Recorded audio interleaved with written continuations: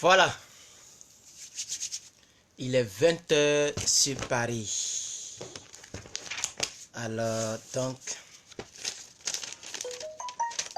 c'est le temps de la lecture.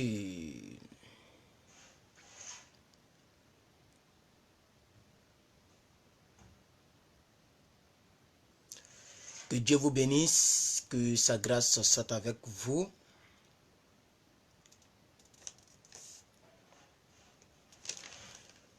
Alors donc, nous allons lire donc la suite. Je ne vais pas trop durer et je ne vais pas trop attendre, j'allais dire, puisqu'il y a beaucoup de choses à lire. Le froid est tellement sorti aujourd'hui, franchement. Il fait très froid. Et ma Bible même est déchirée, hein. Tellement ça a duré avec moi. Regardez ma Bible. J'ai une Bible version anglaise, mais je ne peux pas quand même lire la version anglaise. Donc il faut que quand j'irai en Côte d'Ivoire dans quelques années, je dois me chercher une bonne version française encore. Alors, que Dieu vous bénisse les frères, que Dieu vous bénisse.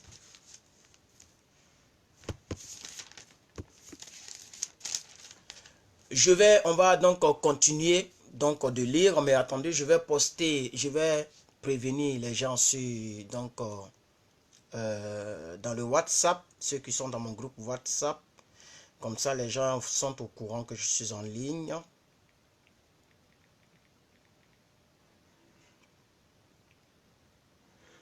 Oh, c'est pas facile.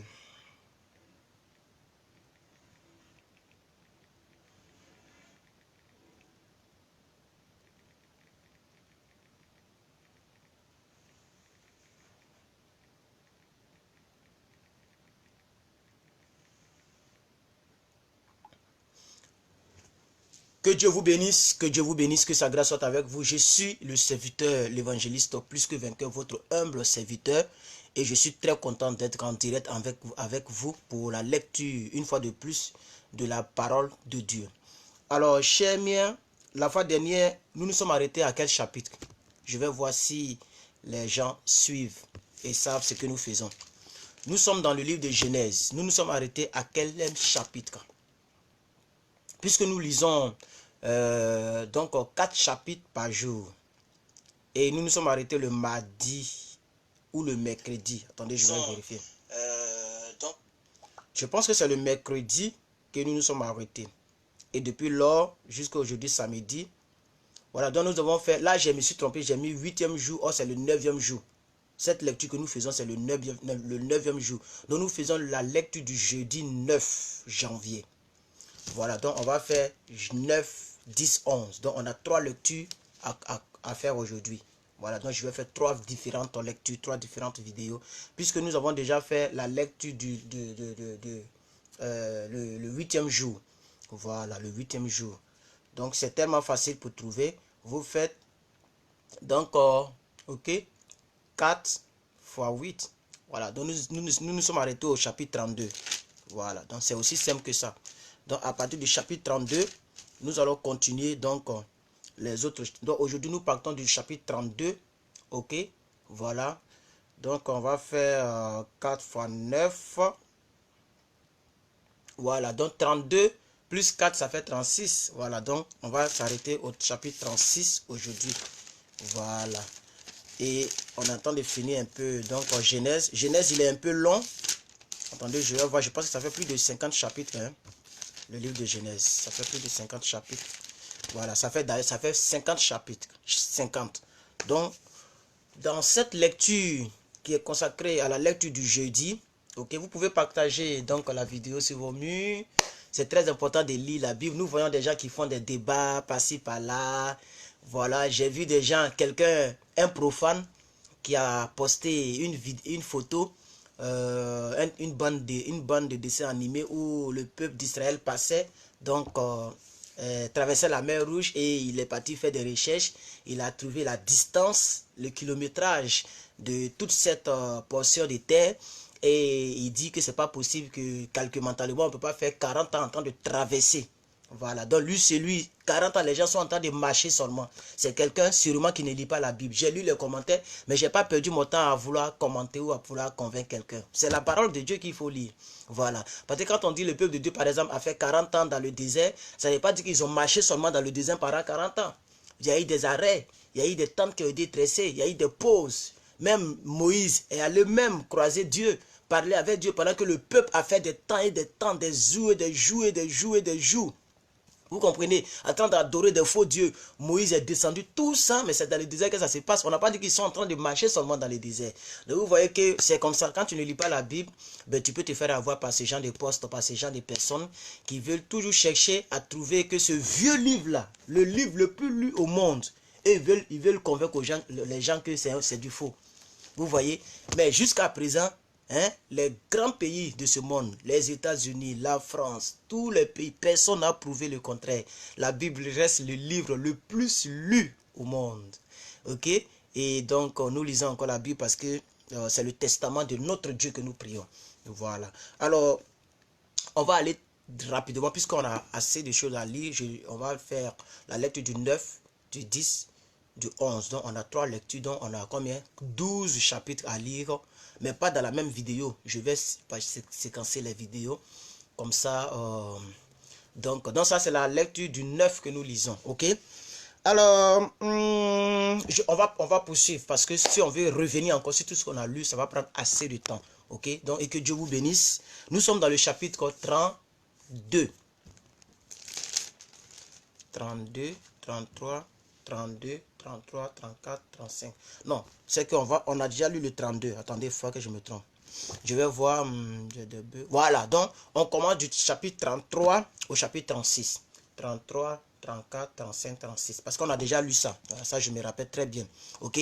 Je vais simplement expliquer seulement le chapitre 32 que nous avons lu. Le chapitre 32, vous voyez que Jacob, ok, Terah a accouché Abraham. Abraham n'enfantait pas. Sa femme était stérile. Donc, à partir de là, sa femme dit, bon, voici ma servante Agar. Il faut coucher avec ma servante. Comme ça, tu vas supposer que c'est moi qui te donne cet enfant. Et l'enfant qui est né de l'union entre Abraham et la servante de la femme d'Abraham, c'est-à-dire de Sarai ou de Sarah, qui s'appelle Agar, l'enfant là a été nommé Samuel. Mais ce n'était pas l'enfant de la promesse de Dieu. Ce n'était pas ce que Dieu avait voulu pour Abraham. Alors Dieu envoie des prophètes chez Abraham. Et Dieu dit, je suis en train de tout résumer comme ça. Et Dieu dit à Abraham, l'enfant que je t'ai promis là, qui sera l'enfant de ta postérité, ok, cet enfant-là, tu vas lui donner le nom d'Isaac. Ok, cet enfant, tu lui donneras le nom d'Isaac. Et c'est de cet enfant que sortira toutes tes descendances après toi. Jusqu'au parlant même des 12 tribus d'Israël, ils vont sortir de cet enfant-là. Abraham a commencé à rire, même sa femme a commencé à rire. Ok, mais lorsqu'ils ont donné de la nourriture à l'homme de Dieu, que l'homme de Dieu a bien rôté, ils sont bien rassasiés, les prophètes ont dit, il faut dire à ta femme qu'à cette même époque, à cette même date de l'année prochaine, elle tombera enceinte. Vous voyez? Et donc, Dieu a fait ce miracle-là. Et c'est à partir de là que Sarai est tombée enceinte. Et elle a accouché l'enfant de la promesse qu'on appelait donc Isaac. Vous comprenez? Donc, à partir de là, cet Isaac-là donc a accouché aussi. Il a donc accouché 2 enfants qu'on appelle Jacob et Ésaü. Voilà, Jacob et Ésaü, qui sont des jumeaux, ok? Et l'un a vendu son droit d'aînesse. Si vous voulez, Ésaü a vendu son droit d'aînesse à Jacob. À partir de là, Isaac, qui aimait beaucoup les béliers, les gibiers, les animaux des champs, il préférait beaucoup Samuel que Ésaü que Jacob, ok? Donc il a dit, bon, je vais mourir, mon temps est arrivé, je sens que je vais mourir, ok? Donc on va me tuer, je vais te bénir. Il va me tuer un gibier, je vais te bénir. Et c'est de là que, ok, Rebecca, qui est la mère, donc, de Jacob, ok, a comploté donc avec son fils pour aller voler le droit pour aller voler la bénédiction, ok. C'est de là que Ésaü est fâché contre son frère Jacob. Il dit, bon, à partir de là, je vais le tuer parce qu'il m'a volé non seulement mon droit d'aînesse, et il me vole la bénédiction de mon père, donc je vais le tuer, ok. Donc ils se sont séparés. Rebecca a dit, bon, il faut fuir, il faut aller très loin, il faut aller à Pan Aram. À Pan Aram, c'est toute cette histoire que nous avons lue avec Laban, où Isaac et Jacob étaient obligés donc d'être un berger, de surveiller des bœufs à cause des femmes, à cause de donc Rachel, ok? Et cette histoire de Rachel, Léa et Jacob, on a tourné, on a lu tout ceci et on est revenu. Donc c'est en revenant de là, parce qu'il a fini ses 20 ans chez Laban, il revenait, il était devenu très grand, très riche. Et donc il a pris ses richesses et il a mis ses richesses en avant pour dire allez-y demander pardon avant que moi je n'arrive, allez-y avec tous ces biens là, demander pardon à mon frère parce que j'ai volé sa bénédiction et j'aimerais pas que nous puissions faire le travail. Ça c'était le chapitre 32 que nous avons lu. Je vous donne juste un petit passage. Regardez, chapitre 32 verset 5. Chapitre 32, verset 5, il dit, j'ai des bœufs, j'ai des ânes, j'ai des brebis, j'ai des serviteurs, j'ai des servantes. Et j'en envoie l'annoncer à mon Seigneur pour trouver grâce à ses yeux. Le Seigneur dont il parle ici, il parle de son frère Isaïe, dont il a volé le droit d'aînesse. Ok, donc aujourd'hui, je vais aller très rapidement après avoir tout. Donc quand tu lis la Bible plusieurs fois, toutes les histoires là sont dans ta tête. Donc si quelqu'un s'assoit avec moi pour faire un débat, il ne peut pas. Si on veut se concentrer sur la Bible, il ne peut pas. Ou soit s'il connaît la Bible comme moi, on va s'en sortir nous deux. Mais s'il veut mentir, il ne pourra pas parce qu'il ne peut pas. Tout est dans ma tête. Je n'ai pas obligé de chercher ou bien de faire tout. Tout est dans ma tête. C'est important de lire les Écritures, ok? Voilà. Alors aujourd'hui, nous sommes au chapitre 33. On va lire 33, 34, 35, 36. Et je vais couper cette vidéo pour relancer encore la lecture du vendredi. Je vais couper la lecture du vendredi pour relancer maintenant la lecture d'aujourd'hui. Donc ça, c'est la lecture du jeudi passé que nous faisons puisque je n'avais pas eu vraiment le temps. Je travaillais la journée et quand je descendais, vous êtes en train de dormir. Quand je dors, vous êtes en train de vous réveiller et on n'a pas les mêmes heures. C'est ce qui faisait que j'étais pas trop en direct, c'est un signe. Alors donc ici Jacob donc on va s'humilier et il va obtenir le pardon de son frère Ésaü dans le chapitre 33. Donc je lis rapidement. Jacob leva les yeux et regarda. Et voici, Ésaü arrivait avec 400 hommes. Il repartit les enfants entre... Il repartit, donc repartit c'est partager. Il repartit les enfants entre Léa, Rachel et les deux servantes. Ici, mais il y a beaucoup d'explications à donner, mais je n'ai pas vraiment le temps, ok? On continue. Il plaça en tête les servantes avec leurs enfants, puis Léa avec ses enfants, et enfin Rachel avec Joseph. Lui-même passa devant eux, et il se prosterna à terre 7 fois jusqu'à ce qu'il soit près de son frère. Ésaü courut à sa rencontre, il l'embrassa et il se jeta à son cou et le baisa et ils pleuraient tous deux. Ésaü, levant les yeux, vit les femmes et les enfants et il dit, qui sont ceux que tu as là? Et Jacob répondit, ce sont les enfants que Dieu m'a accordés. Donc, c'est-à-dire quand ils étaient en palabre et que Jacob a eu peur de son frère Ésaü parce qu'il a volé non seulement son droit d'aînesse, mais il a volé sa bénédiction et qu'il a fui. Il est allé dans un lieu qu'on appelle Pan-Aram. C'est à Pan-Aram là qu'il a trouvé donc une fille qu'il a aimée qui s'appelait donc Rachel. Ok, Rachel. Mais Laban, qui est le père de ces deux filles, a trompé donc cet homme. Il a donné d'abord Léa et après il a donné Rachel. Donc il a fait déjà 7 fois 7 plus 7, ça fait 14 ans pour une femme en train de travailler pour Laban. Et maintenant, ils ont fait encore un autre deal où il a fait encore 6 ans de plus, ok, pour pouvoir maintenant avoir lui-même ses propres brebis. Vous vous rappelez là, lorsque je vous ai expliqué, il mettait des fleurs sur l'eau pour que les brebis puissent voir tout ça. C'est un peu rempli. Donc c'est là qu'il a accouché tous ses enfants et c'est parmi les enfants là qui Joseph est né. Donc le père de Joseph, le grand Joseph que vous connaissez, son père c'est Jacob. Donc c'est de Jacob là que sortira les 12 tribus d'Israël. Ok, voilà, donc on continue. Là, je suis au verset 6 maintenant, chapitre 33, le livre de Genèse. Les servantes s'approchaient, elles et les enfants, et se prosternaient. Léa et ses enfants se prosternaient aussi, et se prosternaient ensuite. Joseph et Rachel s'approchaient et se prosternaient. Ésaü dit, à quoi destines-tu tout ce camp que j'ai rencontré? Et Jacob répondit, à trouver grâce aux yeux de mon Seigneur. Ésaü dit, je suis dans l'abondance, mon frère, garde ce qui est à toi. Et Jacob répondit, non, je te prie. Et si j'ai trouvé grâce à tes yeux, accepte de ma main mon présent, car c'est pour cela que j'ai regardé ta face comme on regarde la face de Dieu. Et tu m'as accueilli favorablement. Accepte donc mon présent qui t'est offert, puisque Dieu m'a comblé de grâce et que je ne suis je ne manque de rien. Il insista auprès de lui et Ésaü accepta. Ésaü dit, partons, mettons-nous en route, j'irai devant toi. Jacob lui répondit, mon Seigneur, c'est que les enfants sont délicats et que j'ai des brebis et des vaches qui allaitent. Si l'on forçait leur marche, un seul jour, tout le troupeau périrait. Que mon Seigneur prenne les devants sur son serviteur et moi je suivrai lentement au pas du troupeau qui me précédera et au pas des enfants jusqu'à ce que j'arrive chez mon Seigneur à Séhir. Ésaü dit, je vais au moins laisser avec toi une partie de mes gens. Et Jacob répondit, pourquoi cela? Que je trouve seulement grâce aux yeux de mon Seigneur. Le même jour, Ésaü repartit sur le chemin de Séhir. Verset 17. Jacob partit sur Succo, excusez-moi, il bâtit une maison pour lui et il fit des cabanes pour ses troupeaux. C'est pourquoi l'on a appelé ce lieu du nom de Succo.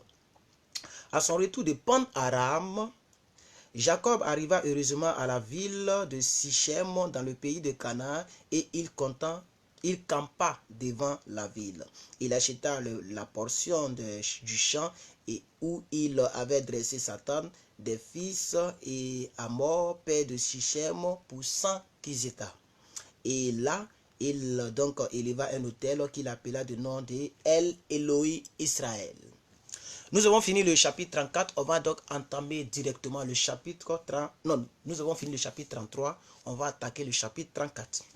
Dina, la fille que Léa avait enfantée à Jacob, sortit pour voir les filles du pays.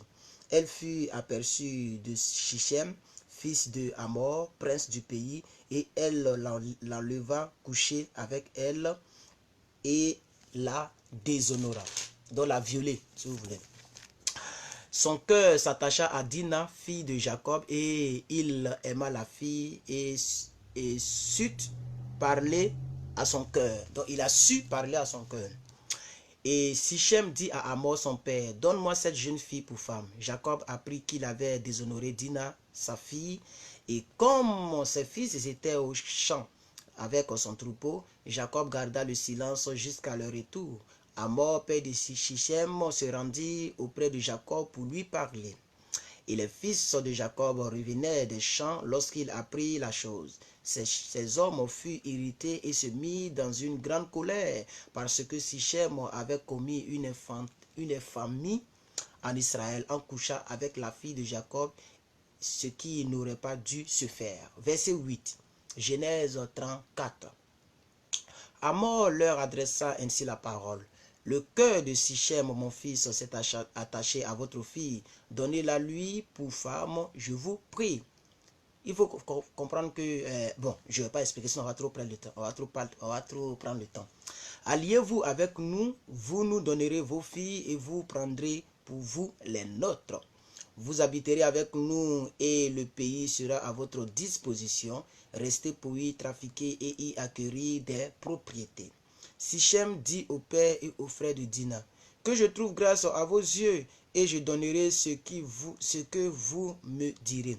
Exigez de moi une forte dot et beaucoup de présents et je donnerai ce que vous me direz. Mais accordez-moi pour la femme la jeune fille. Les fils de Jacob répondirent et parlaient avec ruse à Sichem et à Hamor son père, parce que Sichem avait déshonoré Dina, leur sœur. Il leur dit, c'est une chose que nous ne pouvons pas faire et que de donner notre sœur à un homme incirconcis, car ce serait un opprobre pour nous. Verset 15, Genèse chapitre 34. Nous ne consentirons à votre désir qu'à la condition que vous deveniez comme nous et que tout mâle parmi vous soit circoncis. Nous vous donnerons alors nos filles et nous prendrons pour nous les vôtres. Nous habiterons avec vous et nous formerons un seul peuple. Mais si vous ne voulez pas nous écouter et vous faire circoncis, nous prendrons notre fille et nous en irons. Leurs paroles eurent l'assentiment, c'est L', c'est pas Voilà, c'est L apostrophe. L'assentiment de Hamor et de Sichem, fils de Hamor.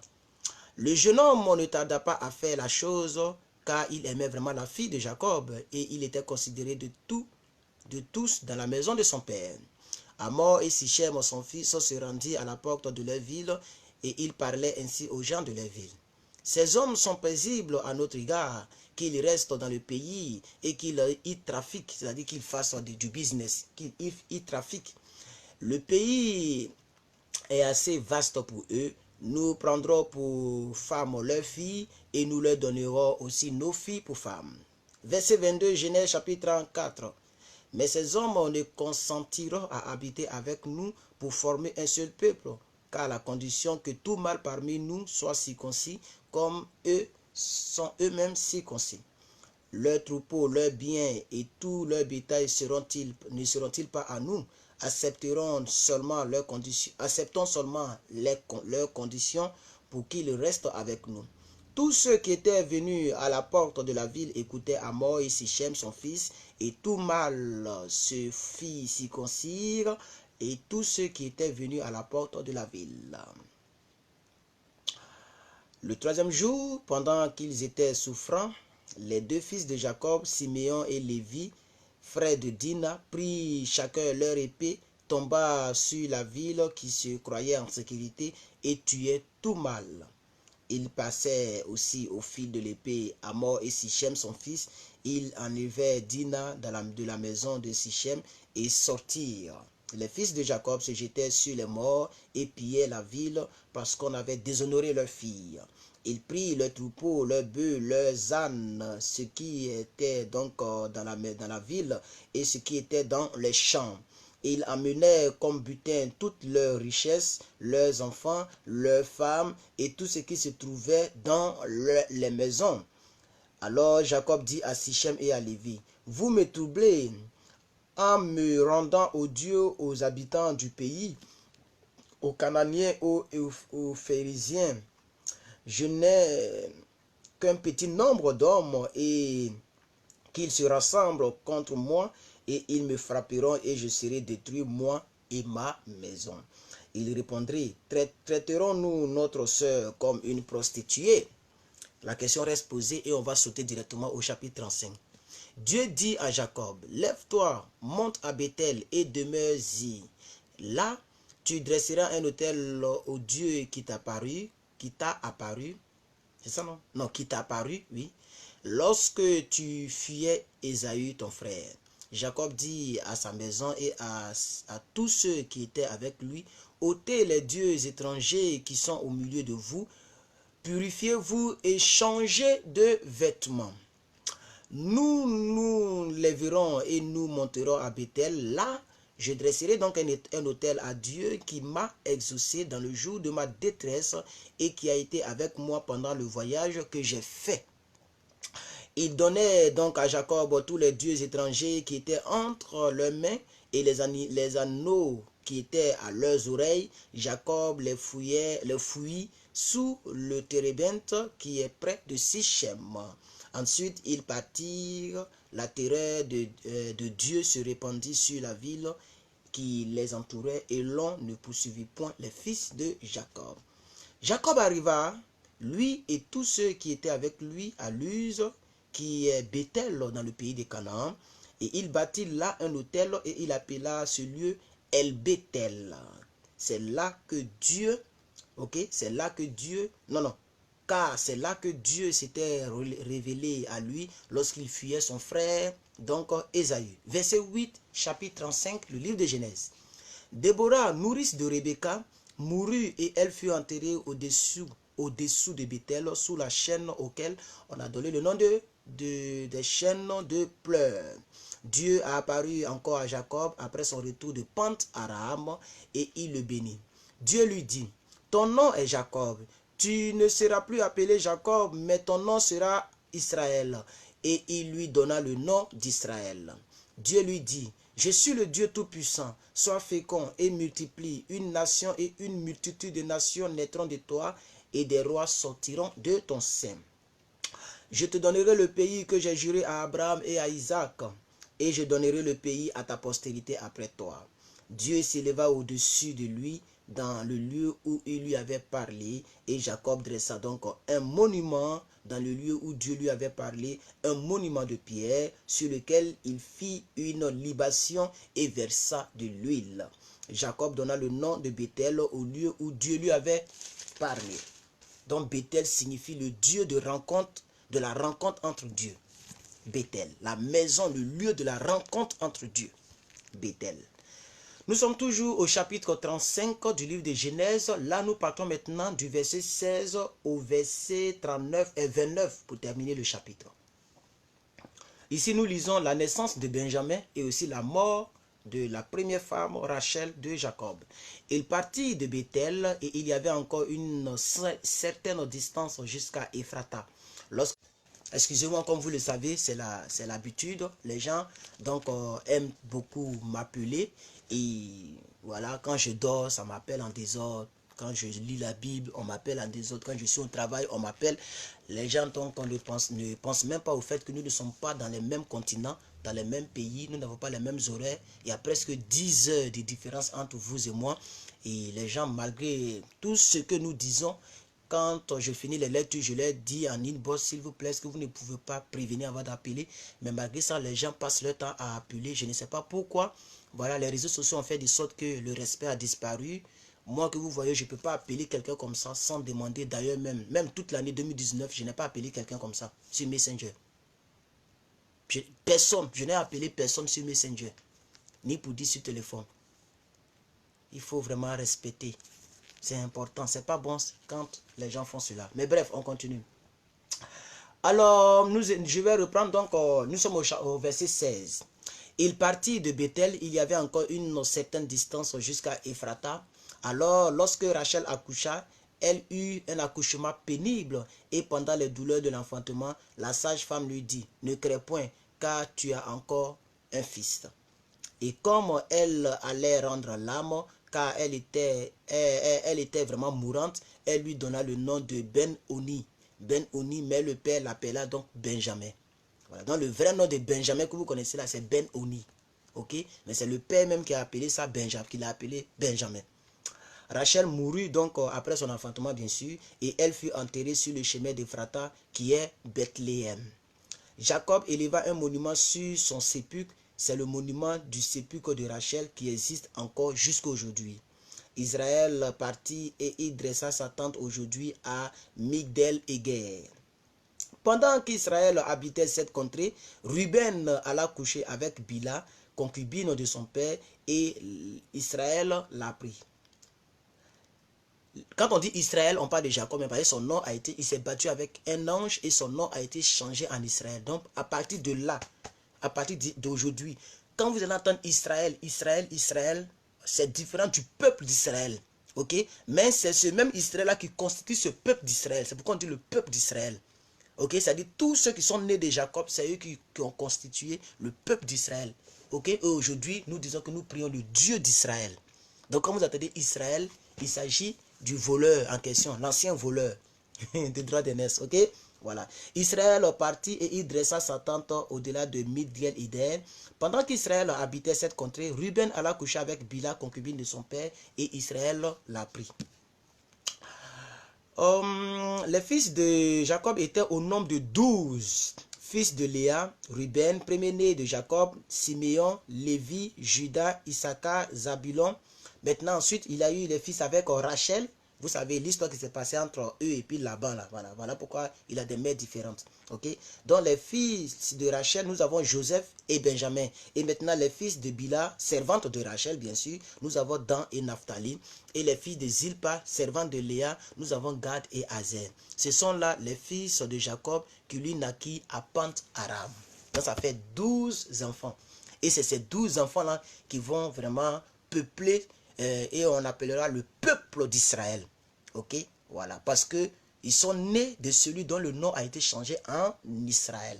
Comme ça qu'il faut comprendre les Écritures pour ne pas vous perdre. Ok?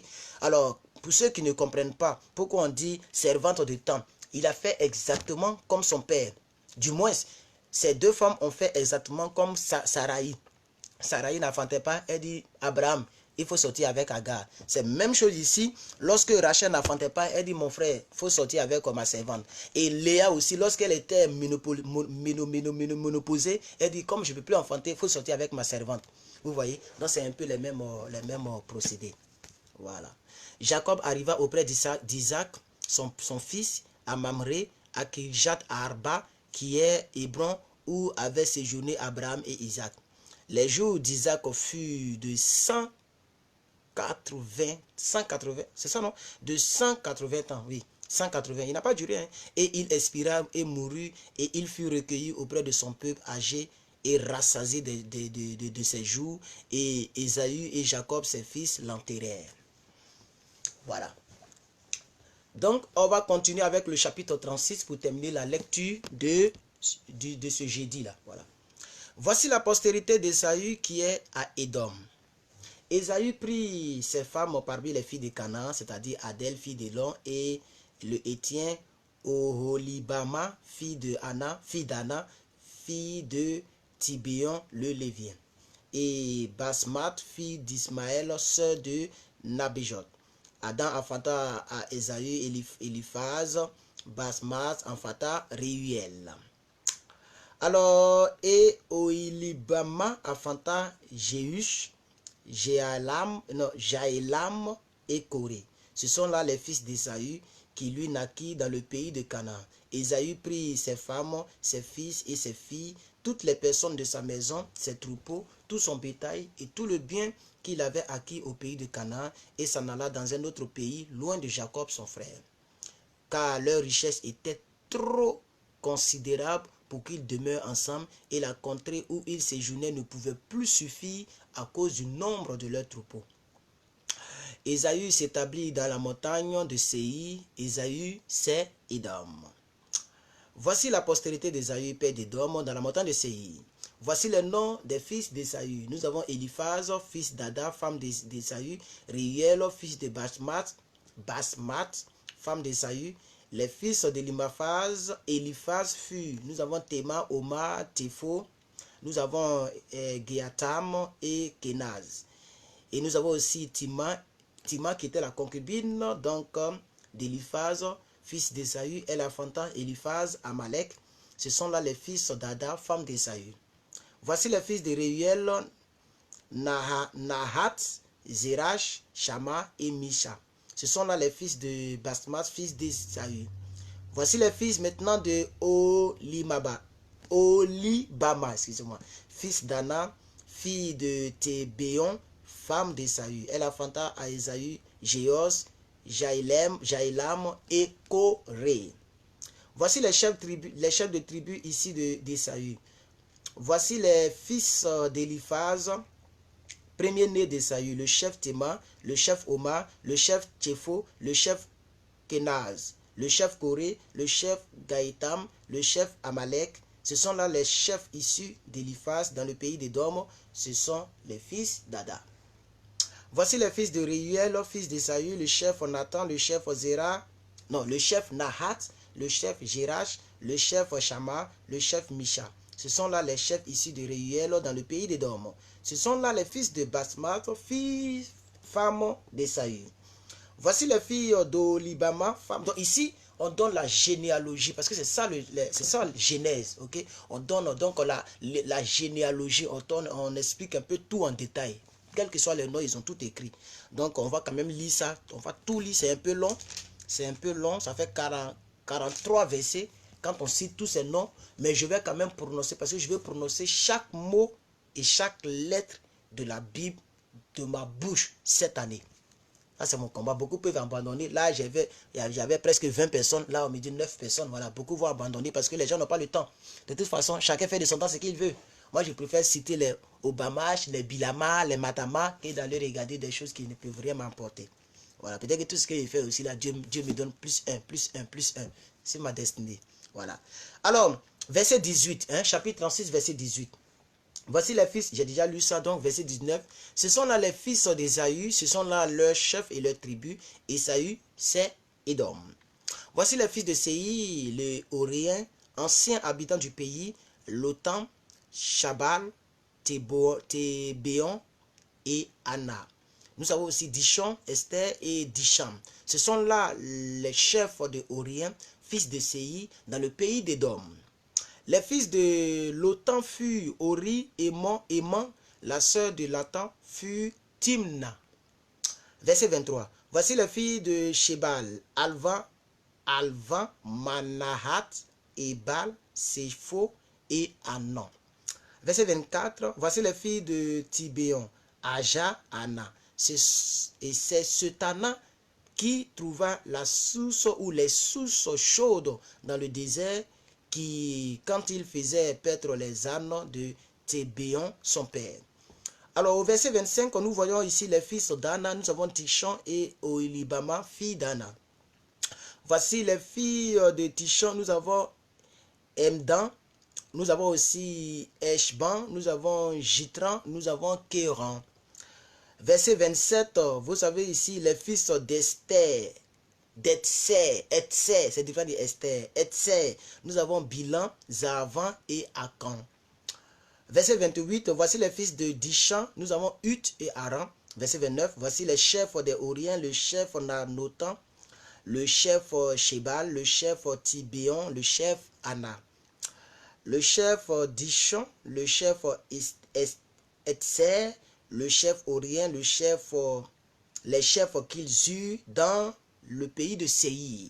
Verset 31, vous les rois qui ont régné dans le pays d'Édom, avant qu'un roi règne sur les enfants, non, c'est pas vous, c'est voici, excusez-moi, je reprends. Verset 31. Voici les rois qui ont régné dans le pays d'Édom, avant qu'un roi règne sur les enfants d'Israël. C'est-à-dire avant qu'il y ait un roi venu de Dieu pour régner sur les enfants d'Israël. Voici les rois qui ont régné avant ce roi-là. On y va. Nous avons Jésus, nous avons Elohim. Donc nous avons ici Béla, fils de Béor, régna sur Édom, et le nom de sa ville était Dinaba. Nous avons aussi Béla qui mourut, et Jobab, fils de Zérach, fils de Jérach de Bostra, régna à sa place. Nous avons Jobab qui mourut, et Osham du pays des Témins régna à sa place. Nous avons Osham mourut, et Hadad, fils de Béda, régna à sa place. C'est lui qui frappa Mandia dans les champs de Moab. Le nom de la ville était Avid. On va lire l'histoire de Mandia un peu plus loin, ok? Mais ici, on rappelle un peu, on explique un peu toute la genèse. Hadad mourut et Samla de Mareka régna à sa place. Donc, Samla mourut et Saül de Rehoboth sur le fleuve régna à sa place. Saül mourut et Baal Hanan, fils d'Akbor, régna à sa place. Baal Hanan, fils d'Akbor, mourut et Ada régna à sa place. Le nom de sa ville était Po, et le nom de sa femme Métabel, fille de Matred, fille de Mezahab. Excusez-moi, les noms là sont un peu bizarres. Voici les noms des chefs ici de Saül, selon leur tribu, selon leur territoire et d'après leur nom. Nous avons le chef Timna, le chef Alva, le chef Jétet, le chef Olibama, le chef Ela, le chef Pinon, le chef Kenaz, le chef Téman, le chef Mibsa. Dernier verset de la lecture d'aujourd'hui. Le chef Magdiel, le chef Hiram. Ce sont là les chefs d'Édom selon leurs habitations dans le pays qu'ils possédaient. C'est là Ésaü, père d'Édom. Fin de la lecture. Alors, nous avons lu 33, 34, 35, 36. Quand nous allons revenir, nous allons lire 37, 38, 39, 40. Voilà.